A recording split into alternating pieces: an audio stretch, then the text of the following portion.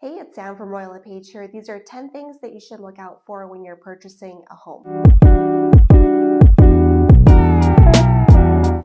The first one is going to be the age and the type of roof on the property that you're buying. There's a number of different roofing materials that are used here in the Cariboo area, from metal to shingles to shakes. It just really depends on what was put on the home when it was built or what it was replaced with over the years.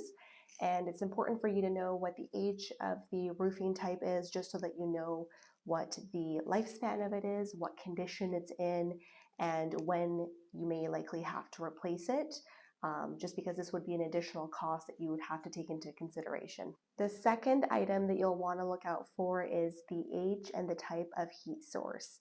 Again, similarly to the roofing types, we have a number of different options here for heat sources, anywhere from a furnace to electrical baseboards, radiant heat, in-floor heating, wood heat, oil heat. And again, you want to know and understand what the type of heat source is, how old it is, what the longevity of this type of heat source is, if it's still permitted, if there's anything else that you need. Like, for example, if you have a wood stove, you need what's known as a wet inspection, and this just certifies that the wood stove is safe to operate and that you'll be able to get home insurance on it. The third item that you'll want to look into is what the age and type of hot water tank is. Again, depending on what your heat source is and what's connected to the house, you can have different types of hot water tanks. For example, you could have a gas hot water tank or an electric hot water tank. And again, depending on who your insurance company is, usually they'll give them about a 12-year lifespan. So if it's older than that, you'll likely have to replace it as soon as you move in, just to be able to continue to get insurance on the property. The fourth item that you'll want to find out is the age and type of windows. Again, there's a whole different variety of window types out there, and you'll want to know how old they are, if it's time for them to get replaced, if they're still in working and functioning order, and you'll want to take those costs into consideration when you're purchasing the home. The fifth item that you'll want to look into is the age and type of plumbing. Now, the most notorious type of plumbing that we see during the 90s was known as polybutylene, poly B. Poly B plumbing is something that a lot of insurance companies are looking out for these days, and they don't want your home to have it. If there is a presence of it, you'll have to disclose it to your insurance company and see what they want you to do with it. Sometimes they'll let you keep it but insure you at a higher rate, or they'll want you to replace it. And this gray piping was most commonly seen in homes that were built in the 90s. The most newest type of plumbing is called PEX.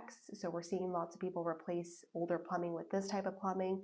And then we've also seen copper plumbing. So each home is a little bit different depending what era it was built in and if there's been any changes over the years. So it's important to know what kind of plumbing you have, because this can become an insurability issue.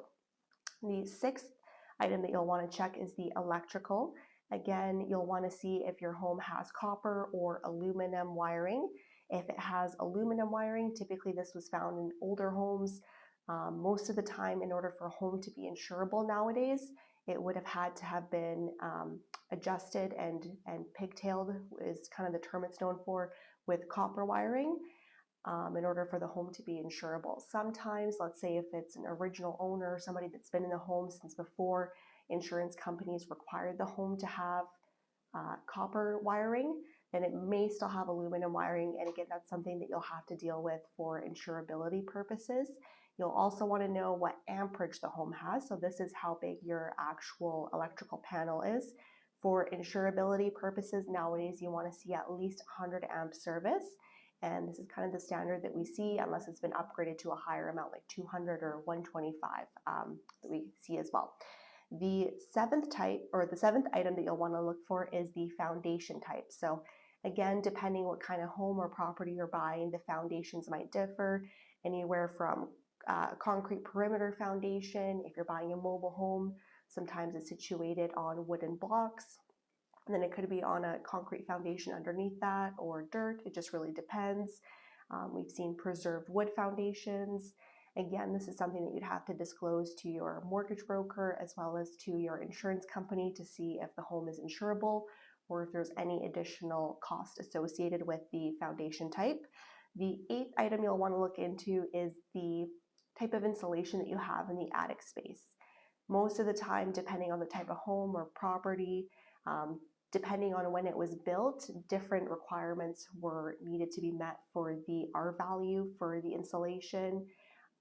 New homes have a completely different standard than what they did back in the 60s or even the 80s, 90s, and early 2000s.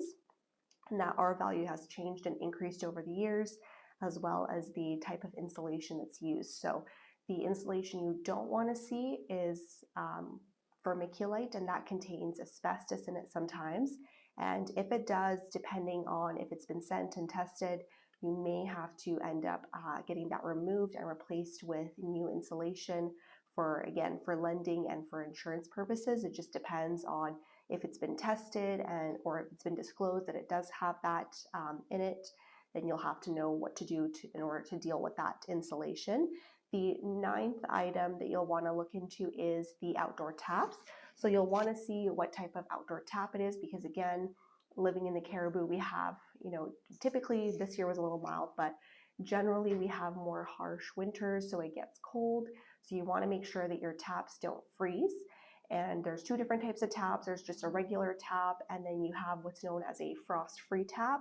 And winterizing these two is a different process, so just make sure you know what type of taps your house has, where they are, if they're accessible from the inside in case anything happens, and just so that you understand how to winterize your home properly. The 10th item and final item is your gutters and downspouts. Again, depending on the roof type, property type, and pitch of the roof and whatnot, you might have gutters and downspouts or you might not. Typically, it is recommended to have them just so that you can keep water away from the house. Water is the enemy. In general, other than gutters and downspouts, you want to make sure that you keep water as far away from the house as possible so that it doesn't have a way to get inside, because you don't want to deal with water damage. So yeah, hopefully these 10 items are helpful. I'm Sam. I'm a realtor here at Royal LePage Interior Properties in Williams Lake. And these are 10 items that I always look out for when I'm looking with my clients. And of course, I'm not a contractor or home inspector, so ultimately you'd still want to get a home inspector to have a look at everything and make sure what condition it's in and if it's functioning, and they can kind of help you determine what the age of these items is as well. But it's definitely things that you want to take into consideration when you're looking at a home, looking at its value, the price, and whatnot. So hopefully that was helpful.